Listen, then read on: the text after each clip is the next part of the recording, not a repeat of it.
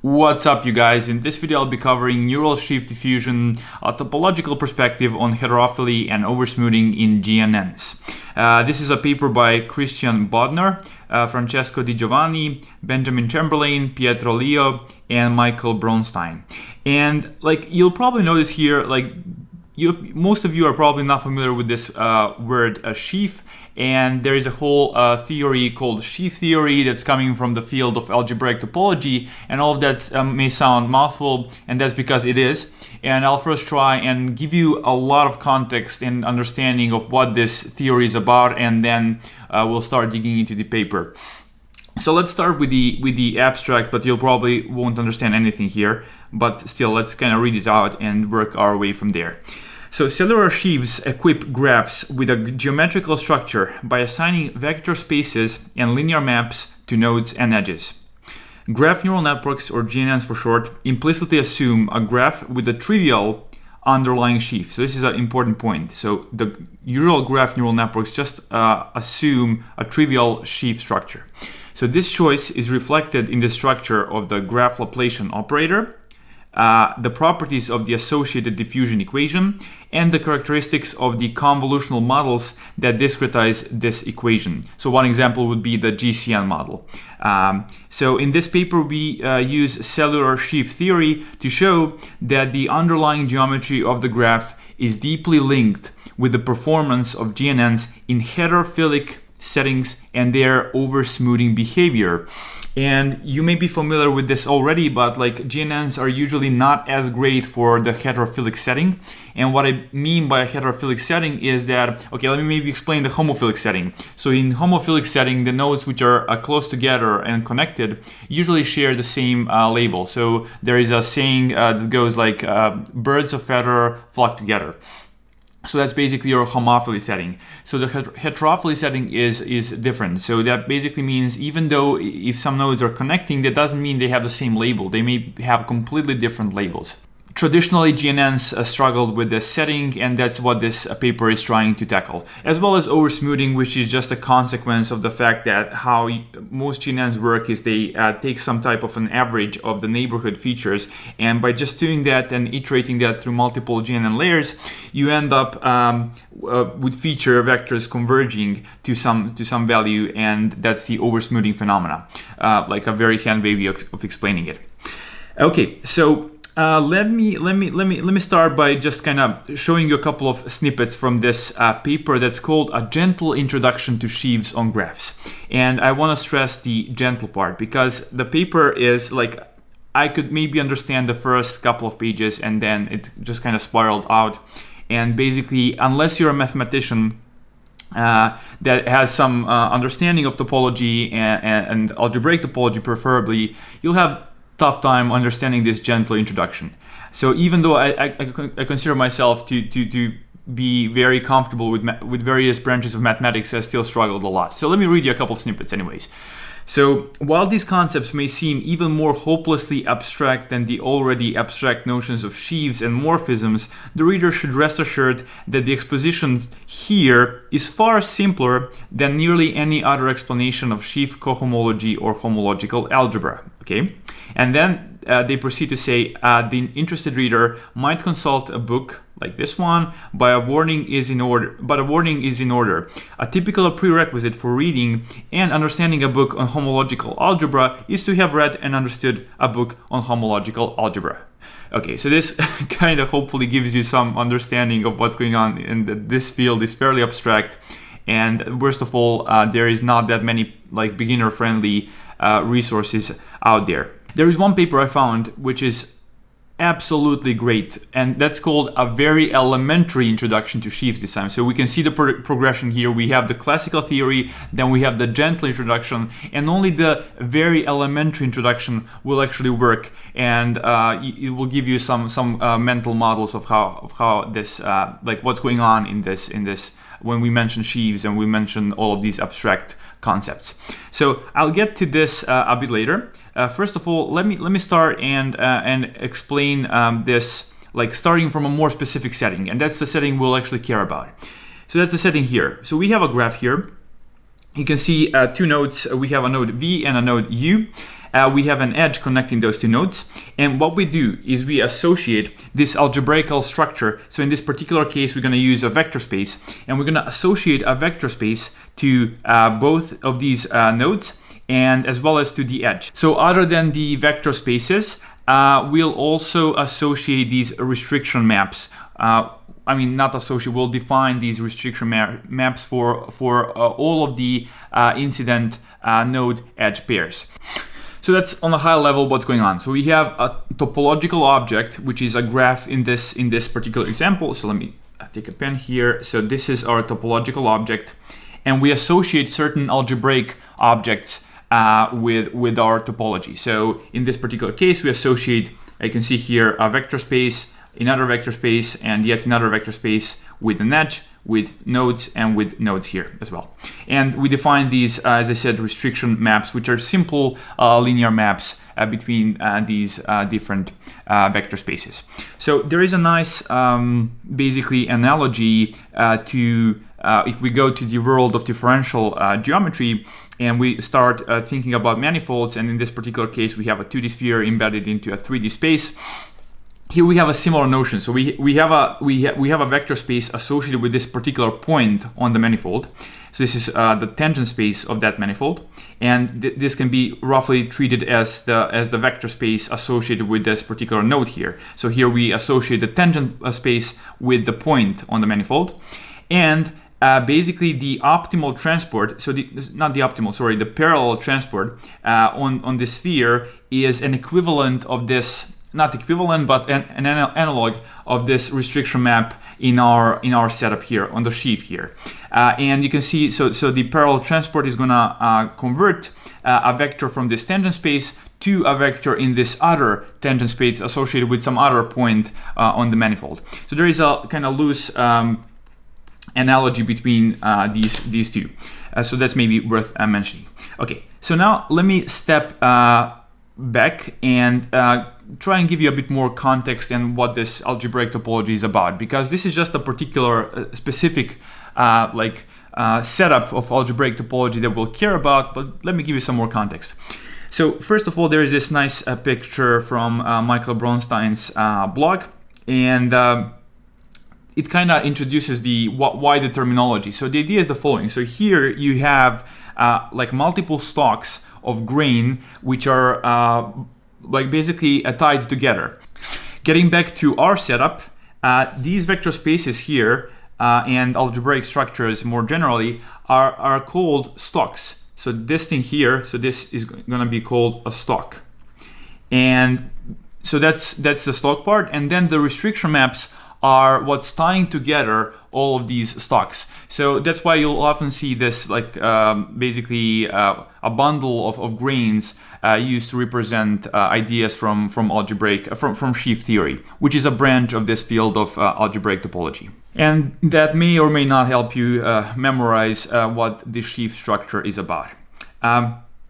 Okay, but let me generalize. Let me take even a step further, and let's generalize this even more. So this is what the informal definition of a sheaf would be. So we assign to each open subset of the underlying topological space a certain algebraic structure, and we specify restriction maps between them.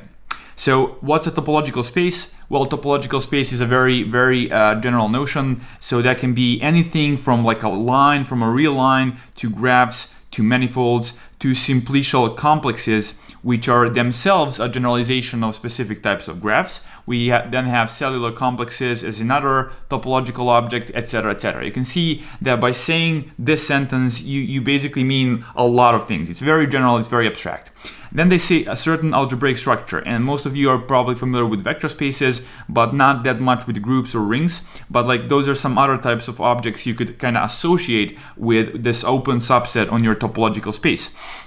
And finally, we specify the restriction maps. So you can see that we get our setup by specifying a particular topological space. So we care about graphs, and we care about vector spaces on those graphs. And even more specifically, we're going to be using vector spaces of the same dimensionality for each of our stocks. That's additional detail. Okay, so again, briefly, topology is, for those of you who are not familiar, this is a loose, informal definition, but it will maybe help you create some mental model. So what is important in topology is the connectivity, and not the distances and or angles, whereas in geometry we care about the distances and angles. So the connectivity is the name of the game, and that's why the donut and a coffee mug are the same thing for a topologist. So that's like a usual joke for at least for mathematicians, like basically a coffee mug and a donut are the same thing, because as you can see here, both of these objects can be morphed into each other. So there are these mappings. I think they're called like homomorphism, I guess, between like a coffee mug and a donut. And the reason is we only have a single hole here, and that's what makes a difference. So if we had two holes, then we have a different object, or if we had zero holes, that would be a different object. But everything else can kind of be, as you can see, morphed from one shape to another, and because of that, they are considered equivalent. I also mentioned these objects called simplicial complexes. If you take a simple graph, whereas by simple graph, what I mean is a graph that doesn't have any self-edges, nor does it have any multiple edges between two nodes. So this would be a simple graph. Something like this would be a simple graph. And a generalization of the simple graph is something called simplicial complexes. You'll probably see that term thrown around, so just to kind of make it, to define it here. And finally, if we have graphs with self-edges and with multiple edges between two nodes, this is known as a multigraph with self-edges, and a generalization of these is called cellular complex, or cellular complexes. So yeah, that's just additional context for you. Finally, there is this nice statement from Maurice Ostrander saying that sheaf theory is the subject in which you do topology horizontally and algebra vertically. Okay, so that was kind of various terms and concepts related to this like branch of mathematics. And now let me try and make this a bit more concrete. Okay, I already mentioned this paper, a very elementary introduction to sheaves, and I want to make a huge shout out to the author of this paper. I think that like doing this is incredibly important, especially if you have some very abstract and for most people alien type of a theory. You really want to create a paper where you dump all of your like mental models, all of your visualizations, and all of the concrete examples you use to ground some abstract concepts from that theory and make them digestible to your like brain, I guess. I would really love to see more of these papers for each of like different branches of more abstract pure mathematics. And I guess the reason people are not doing this usually is because it's not that rigorous, and then maybe your peers will judge you or whatnot. But like I urge you, this is like so important. This paper made it much more visceral for me what sheaf theory is about. So let's read this abstract and then let's see a couple of figures from this particular paper. So here we give a simple and approachable explanation to the mathematical objects called sheaves. This paper presents tangible and concrete examples so that readers will be able to further explore these concepts on their own in more abstraction and application. So for me, and I know for many people I know, it's much easier to start from a concrete example and then abstract away, rather than start in the abstract space and then try and understand what's going on and where can I relate this to. So I think that's why this paper is so important. So as they say here, this paper is a very non-rigorous. Okay, it's a non-rigorous, loose, and extremely basic, and I would also add extremely useful introduction to sheaves. This is meant to be a guide to gaining intuition, which is so important, about sheaves, what they look like and how they work, so that after reading this paper, someone can jump into the extremely abstract definitions and examples seen in textbooks with at least some idea of what is going on. Okay, so let's get back to our particular example of a sheaf, where we care about graphs as that underlying topological object, and where we care about vector spaces with the same number of dimensions as our particular algebraic space object. Okay, so here we can see that we have, for example, this particular stock for this node is going to have 2 dimensions. It's going to be 2, 1, and this other stock is going to be -2, 10, 3. So in this particular example, they did use different dimensionalities, but that does not matter that much. Then they've specified particular restriction maps. You can see they're just simple linear maps as represented by this matrix. We have a different one here. And if we take this vector and we map it, we end up with this vector here. Okay, so let me just change the color. So we end up with this one here. And if we take this vector and we map it with its restriction map, we end up with this particular vector here. Okay, and so the important thing I want you to notice here is that these two agree, which is not the case in general, obviously. And this is this is a vital idea in this sheaf theory, this agreement. And to make this a bit more concrete, let me give you a particular interpretation of what this could mean.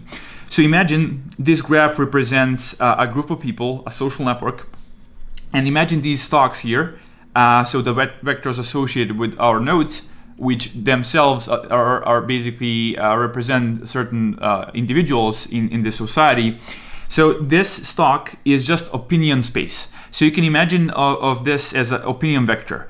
Basically, -2 would mean this particular person thinks negatively about some topic X. I don't know, whatever, like politics. Then this means that this same person thinks extremely positively of some other topic Y, and so and etc. So we have 3 for some other topic Z. Same here. And what this model does is by mapping this opinion vector into this so-called discourse space. So this thing here, they refer to this as a discourse space.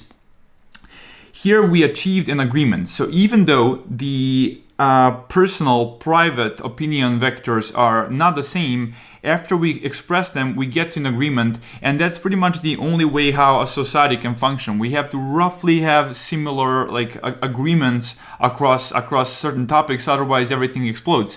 And so this could be one particular interpretation of what is going on, and why it is important to find such vectors here, so such vectors, such stocks, such that we have an agreement across all of the edges of our graph.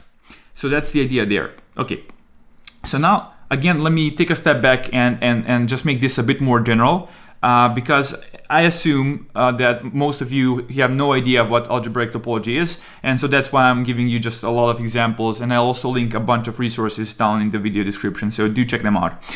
Okay, let me give you another example, and then we'll get to the rest of the paper, and hopefully it's going to be easier to understand after this. So for a topological space X, so we are again now more general. We're not talking about graphs, we're talking about general topological spaces. A sheaf of a billion groups on X assigns each open set of X to an abelian group. Okay, so this time our abstract object is an abelian group, and we have some open set of a topological space as our underlying horizontal object.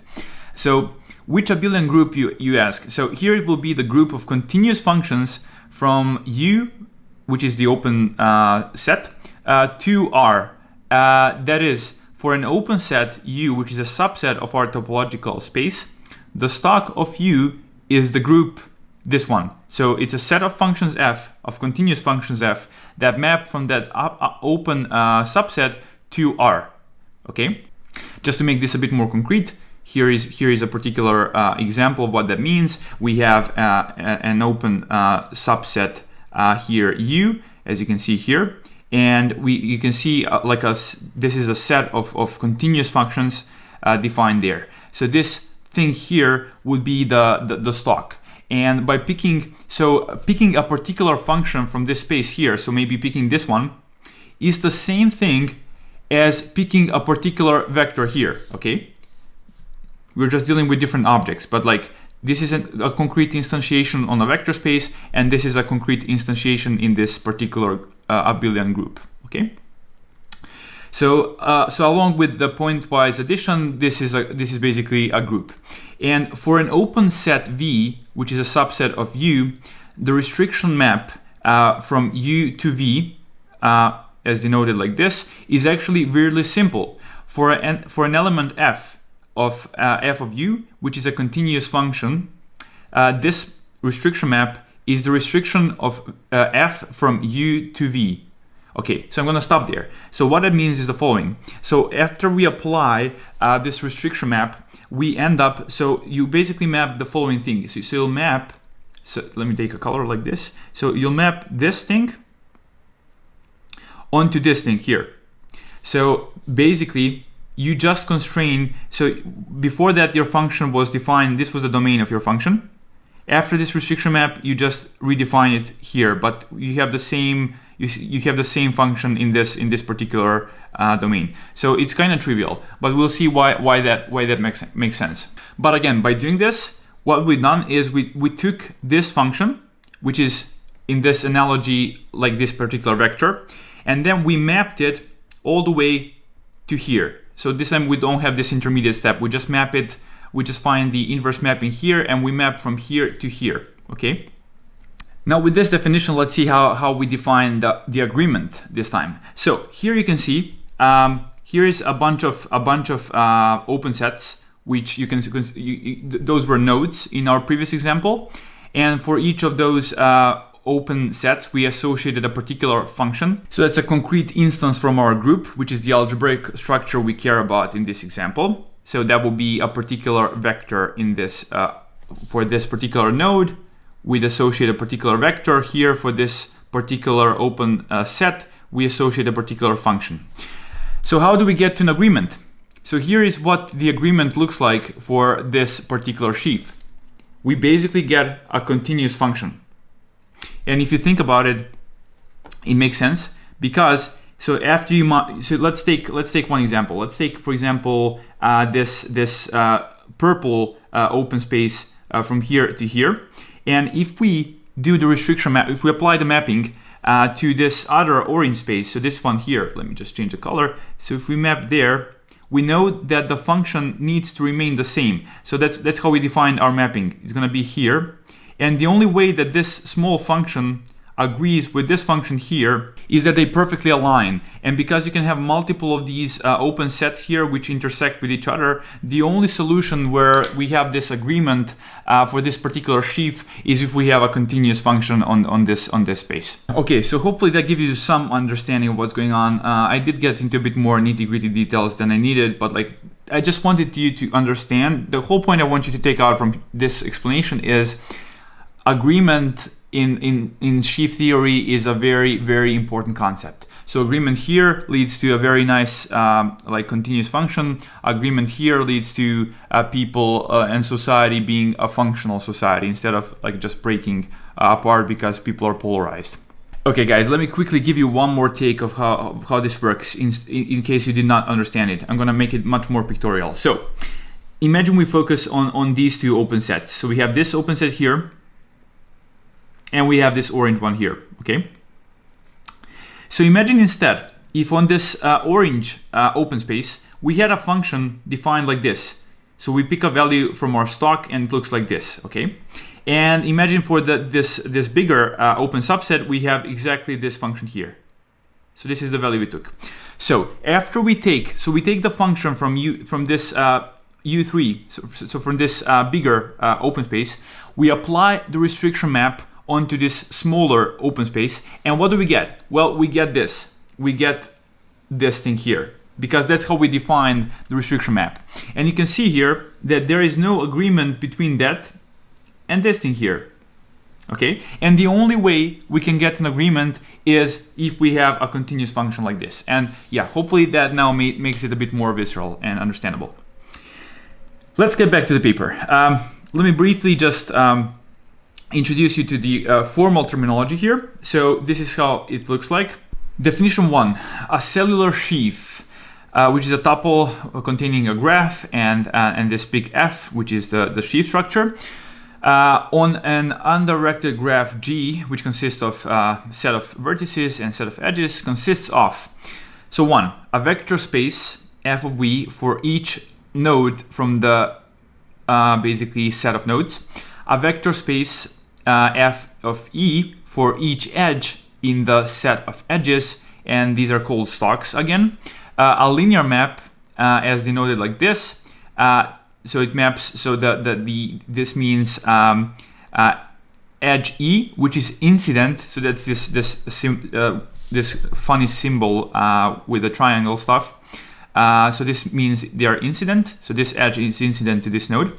So it maps from the stock of V onto the stock of E. So we define that for each incident node edge pair. So this is what the sheaf is. You define these maps, you define these spaces, and you've got a sheaf. Okay. So again, I mentioned these are the stocks, these are the restriction maps, the linear map is the restriction map, and now we have this concept of a zero cochain. So zero cochain, as denoted with C subscript 0, is basically defined as this O plus, which is a direct sum of different stocks. And you can think of this as basically a concatenation of these various vector spaces. And then you can define a signal, an element of that zero cochain, this bold X here, which is basically a collection of stocks for each of the nodes. Okay, that's one important space you need to have in mind. Let's continue on. A particular important subspace of this zero cochain space is the space of global sections, and we've seen this, and you'll understand what this exactly means in a second. So this is the agreement thing I was mentioning. So this global section space denoted as H0, which stands for zeroth cohomology. That's also how you'll see this space referred to. So it's basically a set of these signals, of these x's, such that, and those x's belong to this zero cochain. So it's a set of these x's such that we have an agreement along every single edge of our graph. Okay, that's the idea. So we apply the restriction map onto our feature vector associated with node V, and we apply a different restriction map to node U's feature vector, and we have to have an equality here. That's when we achieve the agreement.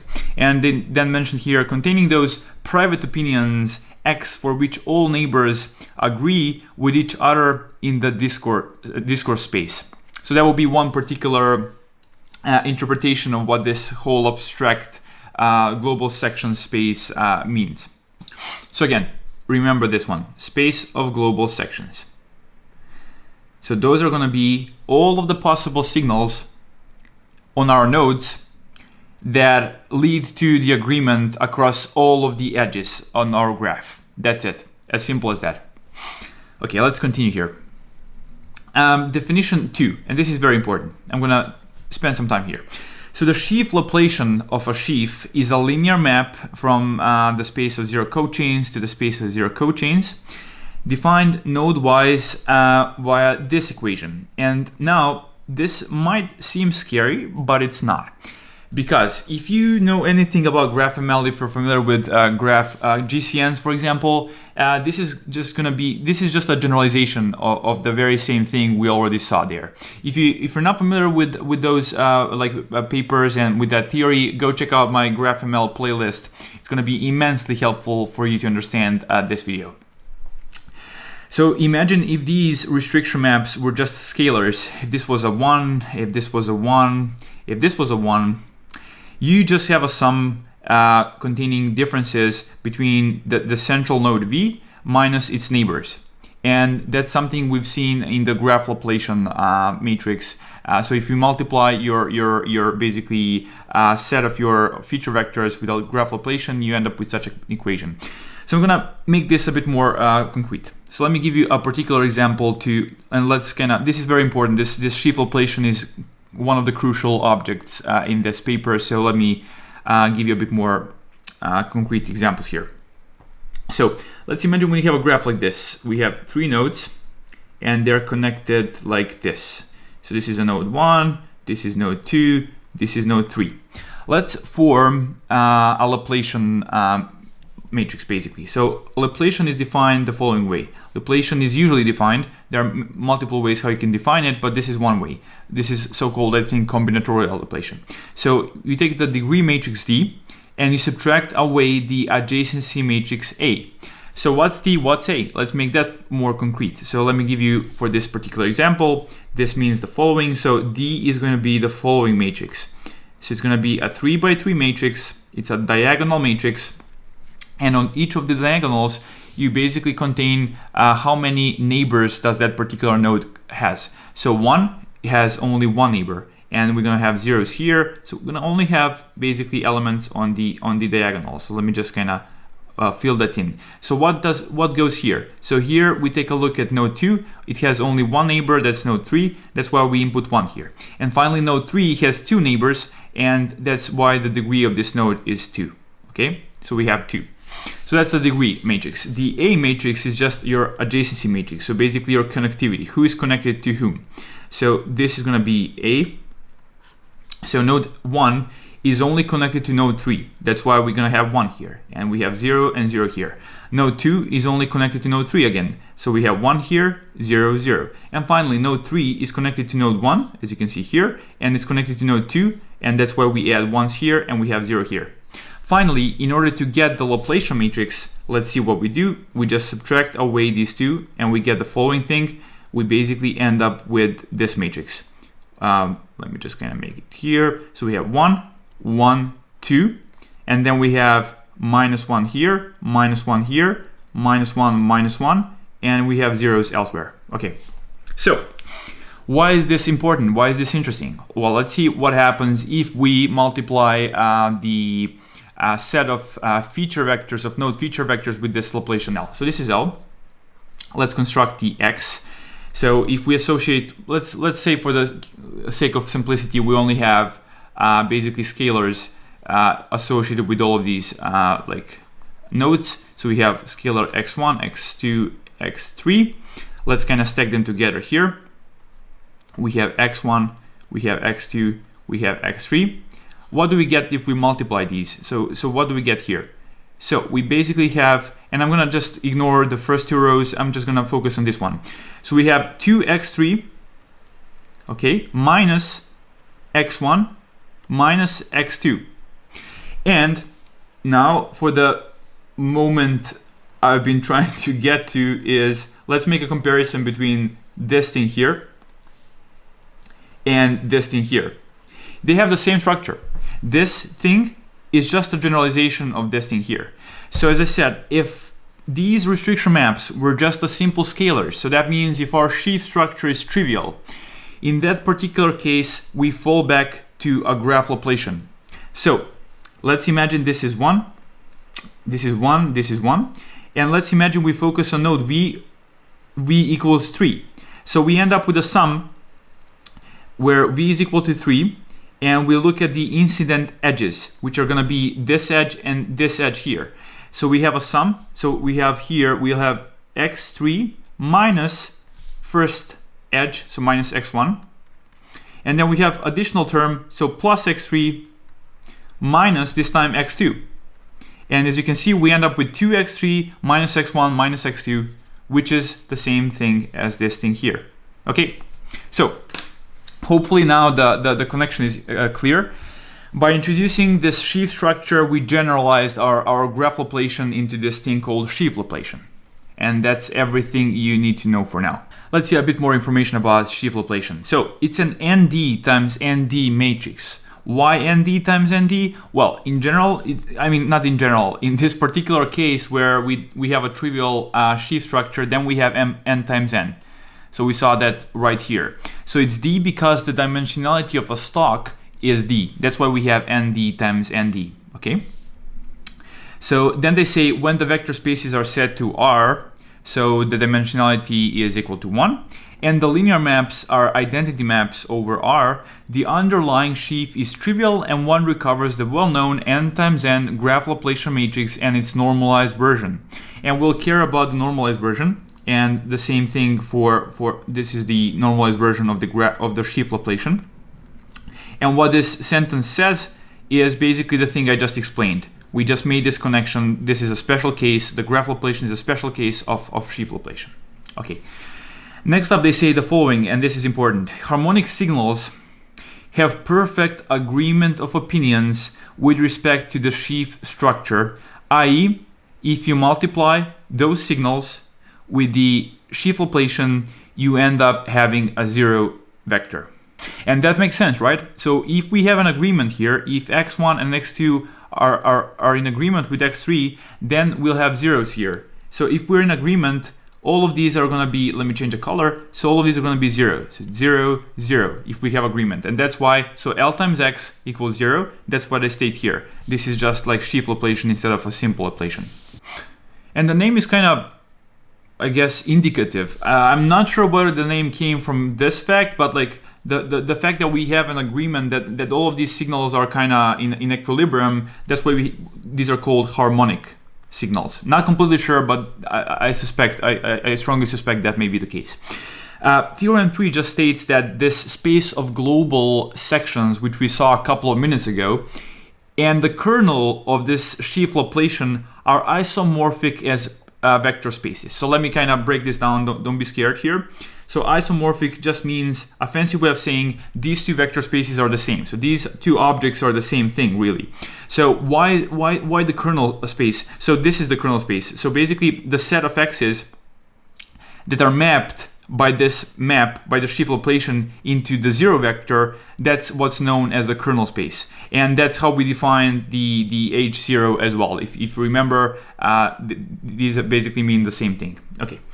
Enough rambling. Let me try and make this a bit more concrete, and let's make some connections. This is how the Sheaf Laplacian looks like. So it's going to be a block matrix, and these blocks are d times d because the stock is d-dimensional. And you can see how the structure looks like. So we have, so on the main diagonal, we're going to have these sums of basically, this is the restriction map multiplied by the transpose of that restriction map. Off the main diagonal, we're going to have minus restriction map of node V. So this is V, and here we have a restriction map of node U, because here we have this slot corresponds to UV. That's why we have these two. And if you think about it, this construct makes sense because that's how you end up with this equation here. That's how we end up with this whole expression here. So you can see that if you just kind of ignore the x's, we have the sum of these restriction maps, and we have this minus restriction map of U and restriction map of V.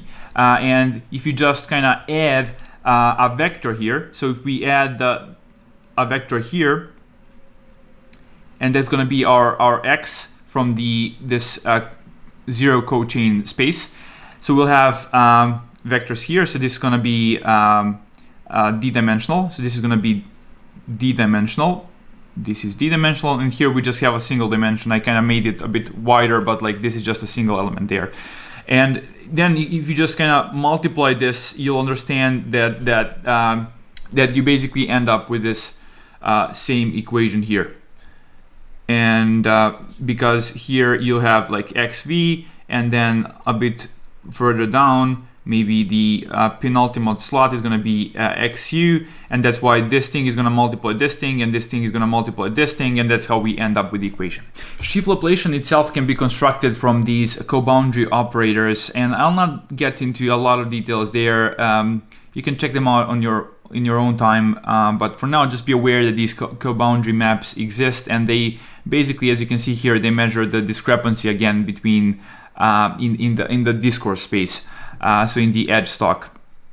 Okay, let's make it a bit more concrete. So here is a particular like graph, and here's the sheaf structure. So here are the restriction maps. Here are the stocks, and you see the concrete numbers. And by using those numbers, you can plug them into this co-boundary operator. So this is how you form the co-boundary matrix. You take so this is the restriction map F1.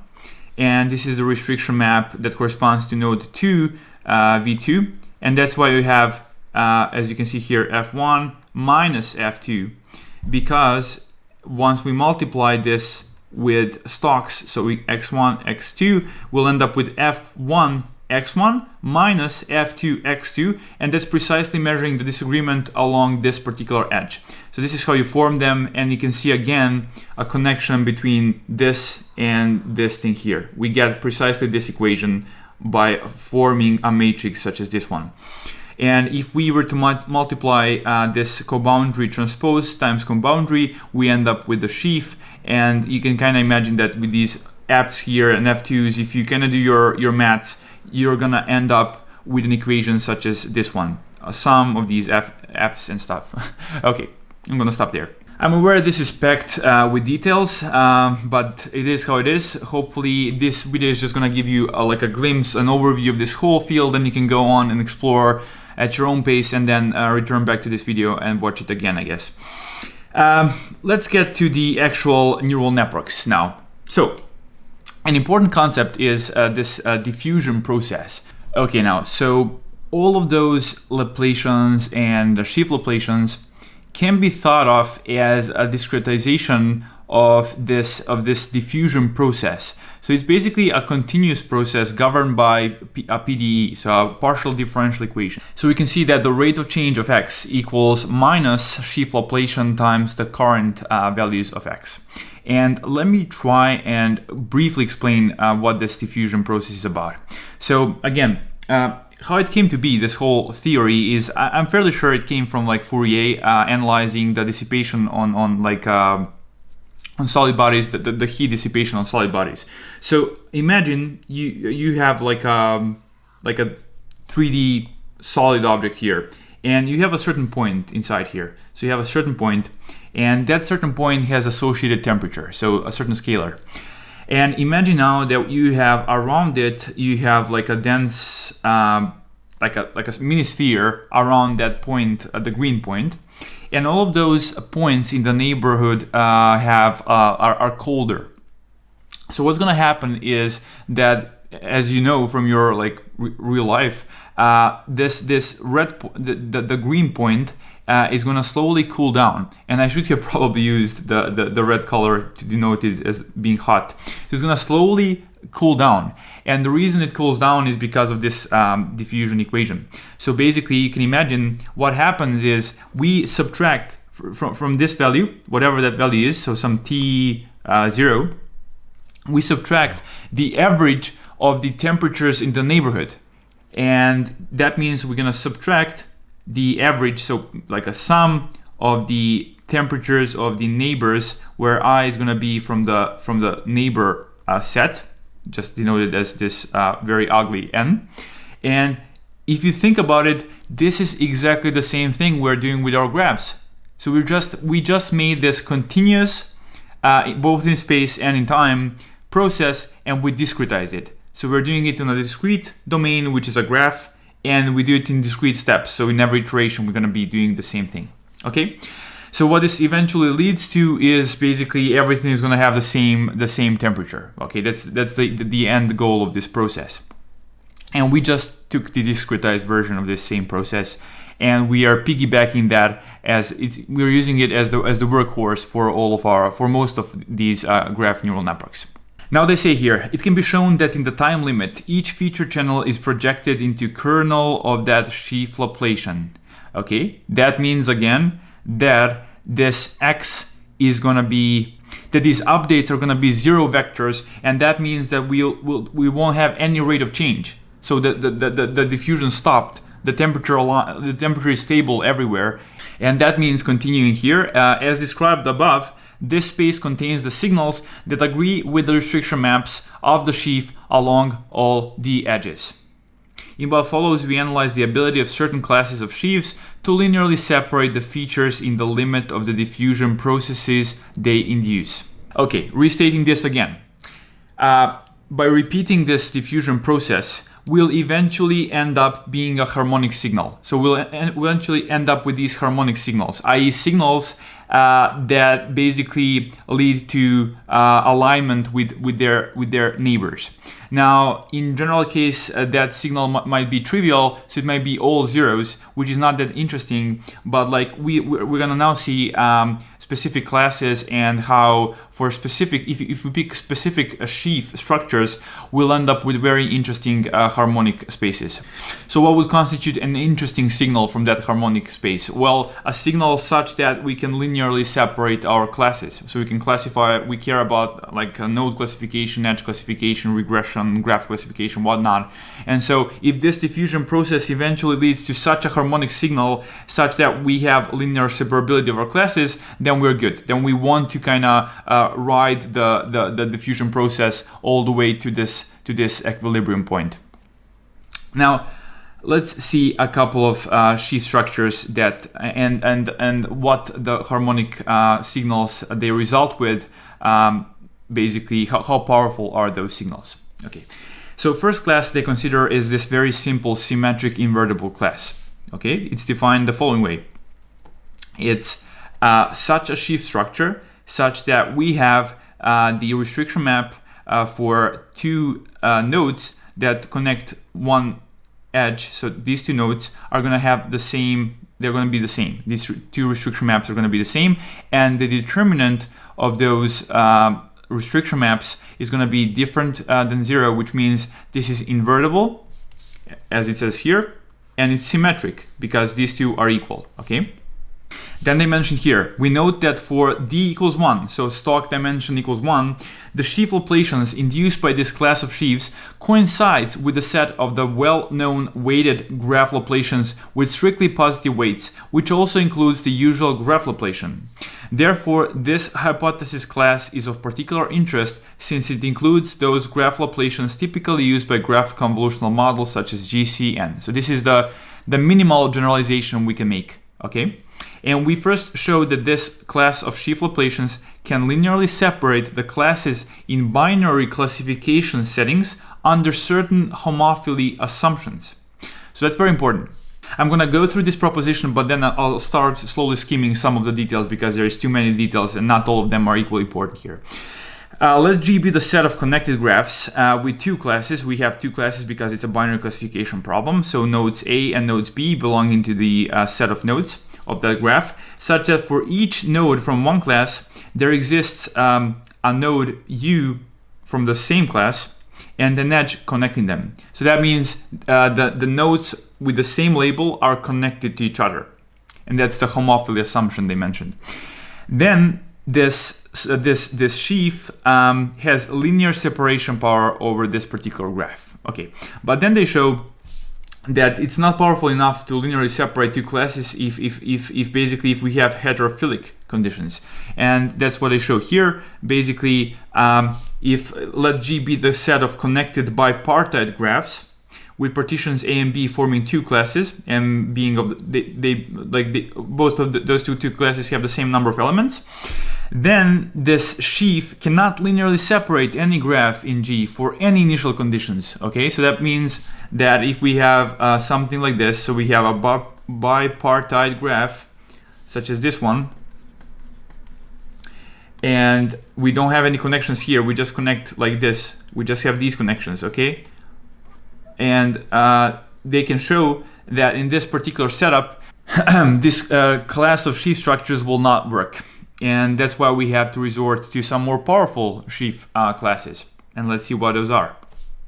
So then they introduce this non-symmetric invertible, where we only have this constraint. So it's invertible, but we don't have the symmetry constraint. Here they show, I'm gonna skip reading this, but they basically say that even in heterophilic conditions, this sheaf class is gonna have the linear separation power over those graphs, which is super nice. So we're slowly, by adding more powerful sheaf structures, we can solve more difficult problems. So in this particular case, basically binary classification in heterophilic setting. Okay. And now they continue doing this. So they state here, they state a fundamental limitation of sheaf diffusion when d equals 1. So when we only have single dimensional stocks.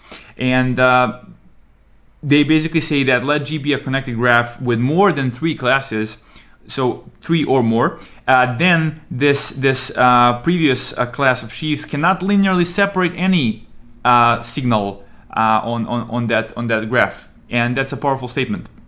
So that means we need to go deeper. We need to have more dimensions along the stock, along the vector space dimension. So they say here, from a GNN perspective, this means that in the infinite depth setting, sufficient stock width, i.e. dimension d, is needed in order to solve tasks involving more than two classes. So more than two classes. Note that d is different from the classical notion of feature channels f. As a result above shows, the latter has no effect on the linear separability of the classes in d equals 1, whereas they show that the former does. So you can still have, so this sheaf structure, this sheaf neural networks are still going to admit the usage of features. It's just that those do not help increase the expressivity of our models, whereas increasing the stock dimension, on the other hand, does. So next up, they introduce this diagonal invertible family of sheaves where the restriction maps are diagonal. So basically, if you take a look at their representation of the matrix, you'll just see diagonal elements and everything else is 0. And again, it's invertible, so we have this condition of the determinant condition. And they say that let G be the set of connected graphs with nodes belonging to more than 3, so 3 or more classes. Then for D equals or greater or equal than the number of classes, this particular class of sheaves has linear separation power. So as long as the D is bigger than or equal to the number of classes, we have separation power. So again, more powerful than the previous families. Then they do the same thing for orthogonal families, where basically the restriction maps now belong to this group of orthogonal matrices, which basically means they just do rotations. They don't do any scaling, they just rotate your vectors. And here they show that this class has even more powers in the sense that here you can have, for example, 2 for the dimensionality of the stock, and you can correctly linearly separate up to 4 classes. So that means it's even more powerful. And the interesting part here is that the proof is crazy. Like they use quaternions and complex numbers for 2, and basically this statement here may hold even for higher dimensions. It's just that they did not make the proofs for those other dimensions. If you're curious in the very heavy mathematics, the appendix of the paper is full of various proofs of all of these propositions and theorems you saw here. So very, very mathematically rich paper. So finally, the summary. Different sheaf classes give rise to different behaviors of the diffusion process and consequently to different separation capabilities. Taken together, these results show that solving any node classification task can be reduced to performing diffusion with the right sheaf. A very powerful statement. So again, by taking a particular sheaf structure and by just constructing the corresponding Sheaf Laplacian, and by just iterating, applying that Sheaf Laplacian in this diffusion process, we'll end up with certain harmonic signals, and depending on the basically richness of the class you picked, those harmonic signals may lead to a very nice linear separability of your classes. So that's the idea here. Okay. We're slowly wrapping up this paper, so there is not a lot more. So maybe pause the video and stretch a bit. I know this was super heavy. So here you can see a previous sheaf neural network devised in one of the previous papers, and it again uses the diffusion process as the workhorse and just adds additional learnable parameters and non-linearities to this diffusion process to make these more powerful neural networks. But what they've done is they actually hard-coded the sheaf structure, so they're not learning the sheaf structure, whereas as we'll soon see in this paper, they're actually learning the sheaf structure as well. So let's see what this thing does. So we have X, which is basically those are our signals, and the dimensionality of that matrix is going to be basically ND times F. So that means we'll have ND dimensions here because we have N nodes, dimensionality of the Stokes is D, and we have potentially F features here. That's why we have something like this. So this is the structure of X. So what W2 does is first you just linearly transform, you map these feature vectors into some other representations. That's the first transformation you do. Then what you do is you take this W1 matrix, which is of dimensionality d times d. So it's going to be d times d. You're going to do a Kronecker product with identity matrix n, which is a fancy way of doing the following thing. So you're going to end up with nd times nd matrix, which is basically necessary if you want to multiply, left multiply this particular structure here. So why does that happen? Well, you have a matrix that's d times d, and what this Kronecker product does is the following. By multiplying this by basically, just a second, so sorry, it's on the other side, so it's going to be from the left side. So by multiplying this with this identity matrix that has dimensions n times n, you're going to end up with the following structure. Basically, along this diagonal, we're just going to copy paste these matrices D. So where there was 1 in this matrix, we're going to have a d times d matrix here. And that's why we end up with n times d matrix here, okay? So that matrix is gonna basically take the signals here. So let's assume this is one vector here. So this is d. It's going to linearly transform stocks for each of the features. That's what this part is going to do. And finally, we apply the Sheaf Laplacian here, which is going to do the again the averaging of the neighbor's logic, and then you subtract that value from the node of interest, and then you just apply the non-linearity here. So again, you're basically in a way using this diffusion logic as your workhorse, and then you're building these learnable components and putting those learnable components around your diffusion logic.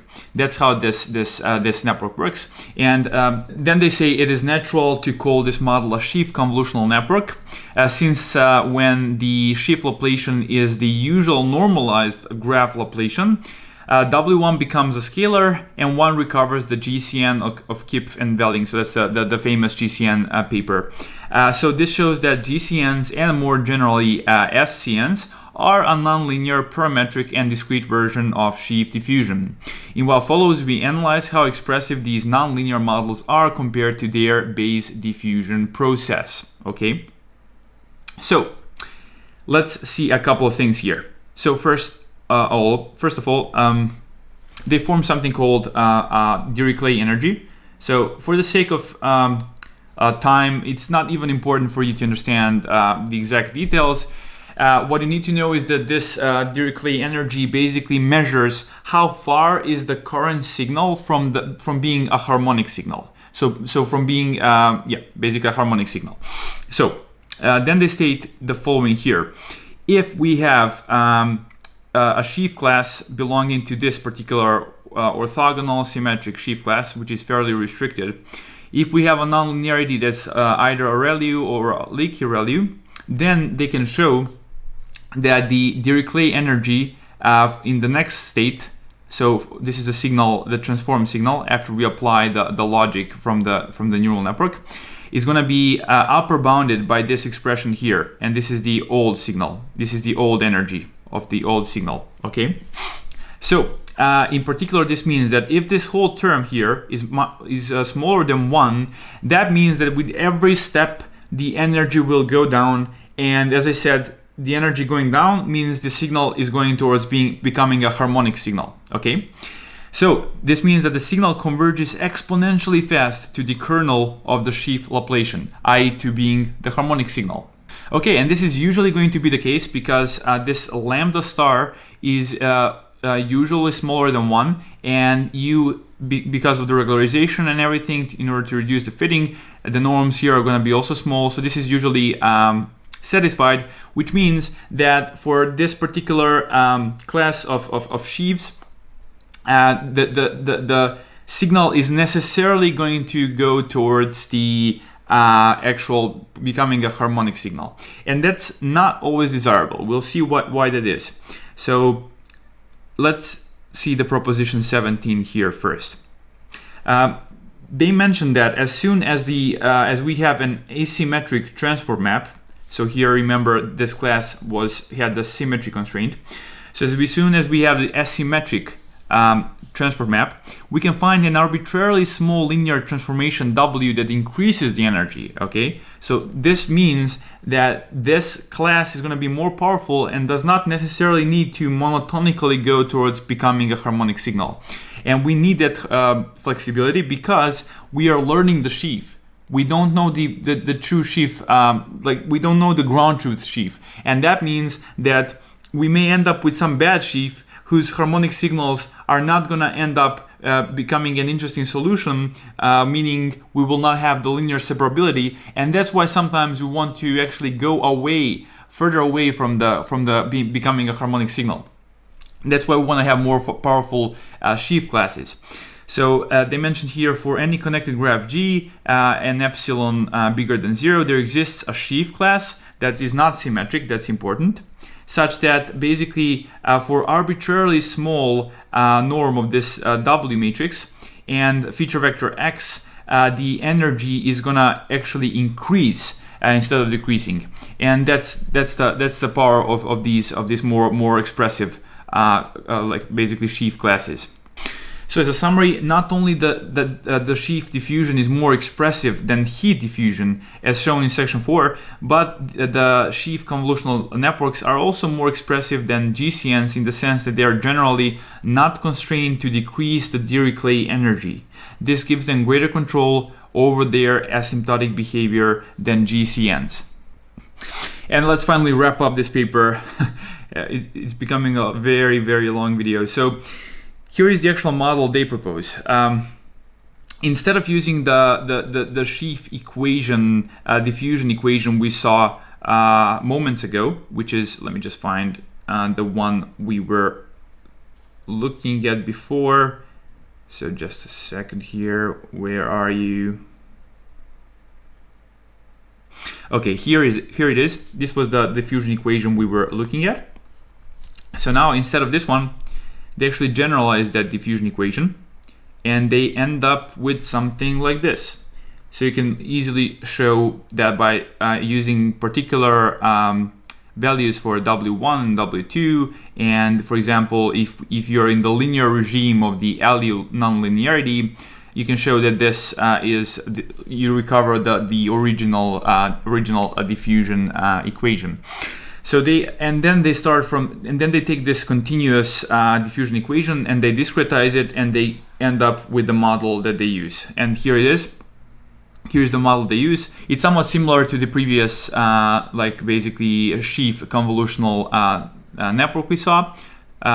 There is a couple of important differences. So we still have this F times F matrix that's mapping the features. We have the D times D matrix that's basically mapping the stock vectors into novel representations. We have the Sheaf Laplacian. So important details are this. In contrast, we'll learn a sheaf, which makes our model applicable to any real-world graph dataset, even in the absence of a sheaf structure. So the previous paper, they actually hard-coded the sheaf structure. So they manually set the restriction maps to certain values, etc. Whereas here, they're learning the sheaf, because we'll see in a couple of seconds that this contains additional matrix. So we'll basically have a 3 set of matrices, W1, W2, and the one that's hidden here, I'm going to denote it as W3, for each of the layers of this neural network. And the second thing they mention is our model uses a more residual parameterization of the discretized diffusion process, which empirically improves its performance. Again, residual connections usually work. We know that since 2015 with ResNet. Okay, so here is how the sheaf is actually learned. They parameterize these restriction maps like this. We have this phi and we basically input the 2 nodes, and depending on the features of those nodes, we're gonna basically output a particular restriction map. So it's a map that looks like this. Basically, we concatenate the features of those 2 nodes. We linearly map them with W, and then we apply some nonlinearity, and that's how we end up with a restriction map. So now you're going to use these to form the graph Laplacian matrix, which is going to be your basically block type of matrix. So it's going to have some blocks here, some blocks here. So that's your Sheaf Laplacian. And as I said, the parameters here are going to be learnable this time. So you're learning the sheaf structure, which is very, very important. Okay, that's pretty much it. They then state here that if you let G be, so this is your graph, that's a finite graph with features X. Then if basically the features are different for different edges, so if we have sufficiently different features, and this phi is an MLP with sufficient capacity, they show that phi can learn any sheaf. So this is very, provably very expressive architecture. Finally, they experimented with different sheaf classes. We saw why one would want to do something like that, and the ones they've used is diagonal, then they've used again the orthogonal ones, and finally the general ones. And as you go towards the general ones, the computational cost becomes a bit greater. For the general one, you have something like this, so d cubed n plus m, whereas your regular GCNs, your GNNs will have m plus m. Just this part here. So this is the number of nodes plus the number of edges. So yeah, cubed term, but in practice you'll almost never have to use d that's huge. So this is going to be a small number, so this can be considered in a way as a constant, a bigger one, but like still a constant. Here are the results. They show that they pretty much on all of these data sets that are more heterophilic, as basically determined by this like homophily level. You can see 0.11 means this is a very, heterophilic data set. They show that they outperform all of the previous baselines pretty much. There are a couple of exceptions, maybe on Chameleon, this GGCN, which was particularly designed for heterophilic setting, actually outperforms their model. And also on homophilic data sets such as CiteSeer, PubMed, and Quora, they're outperformed by some of the other baselines, which have biases that bias them to perform well for the homophilic setting by design. And that's why it's hard to kind of compete with them, even though in theory these networks can be able to learn even better representations and thus outperform these models. But that's, I guess, the same thing as with resonance and like VGGs. Like VGGs can theoretically learn something, but unless you provide these hints, like these identity mappings, the skip connections, you will basically not learn the desired representations. Okay, that was pretty much it. Please let me know if you watched this video all the way to the end. I would really appreciate that. If you did, please comment down below so that I know for the future videos whether I want to go into so much details, and this video took so much time to prepare. Like, I literally read a lot of papers to get the decent knowledge so that I'm comfortable explaining this to you guys. So hopefully you found it useful. If you did, again, please leave a comment down below if you actually watched the video to the very end. If you did, congrats. Consider subscribing to this channel, share the video out, and also consider joining our Discord community. Until next time, bye bye.